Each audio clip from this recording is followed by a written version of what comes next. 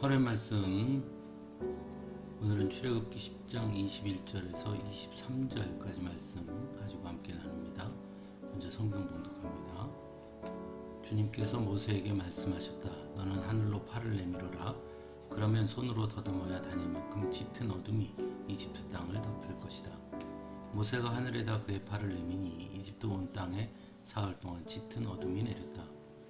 사흘 동안 사람들은 서로 볼 수도 없었고 제자리를 뜰 수도 없었다. 그러나 이스라엘 자손이 사는 곳에는 어디에나 빛이 있었다. 아멘. 이집트에 내린 9번째 재앙은 흑암의 재앙입니다. 모세가 하늘에다 그의 팔을 내미니 이집트 온 땅에 사흘 동안 짙은 어둠이 내려서 사흘 동안 사람들은 서로 볼 수도 없었고 제자리를 뜰 수도 없었다고 성경은 말씀하고 있습니다.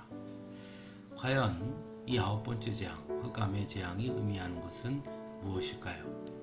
먼저 창세기 1장에 보면 하나님께서 천지를 창조하시기 전 땅이 혼돈하고 공허하며 어둠이 깊음에 있었다고 전하고 있습니다.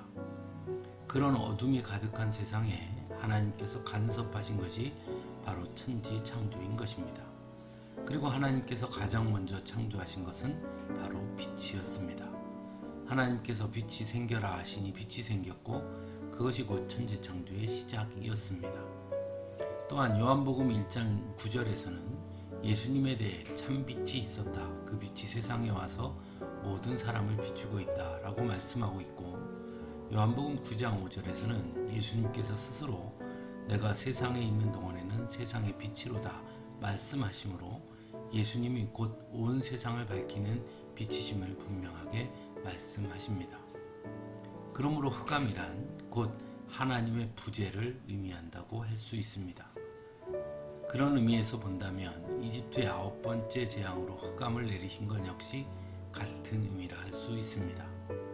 그래서 오늘 말씀에서도 그러나 이스라엘 자손이 사는 곳에는 어디에나 빛이 있었다라고 말씀합니다. 즉 이집트 땅과는 달리 이스라엘 자손이 사는 곳에는 하나님께서 함께 하심으로 빛이 있었다는 것을 나타내는 말이죠. 또한 이집트의 신 중의 신은 바로 태양신인 라 신입니다. 그런데 그 태양신을 섬기는 이집트에 흑암이 내렸다는 것은 곧 태양신의 패배를 의미한다고도 할 수 있습니다. 즉 진정한 신은 하나님밖에 없음을 분명하게 드러내신 것이다 라고 말할 수 있을 것입니다. 이처럼 하나님께서 이집트에 내린 재앙은 단순히 이집트의 사람들에게 고통을 주시기 위함만이 아니었습니다. 또한 바로를 꺾기 위한 것만도 아니었습니다. 오히려 이집트의 사람들에게 그리고 이스라엘 백성들에게 하나님의 위대하심을 드러내시기 위함이었고, 이 세상의 주관자는 오직 하나님밖에 없음을 분명하게 드러내기 위함이었음을 알 수 있습니다. 또한 사랑의 반대말은 미움이 아니라 무관심이라는 말이 있듯이 하나님의 가장 무서운 징계는 벌하심이 아니라 그저 내버려 두심이라는 것을 깨닫게 됩니다. 왜냐하면 하나님이 간섭하지 아니하시며 그저 어둠만이 가득할 수밖에 없기 때문입니다.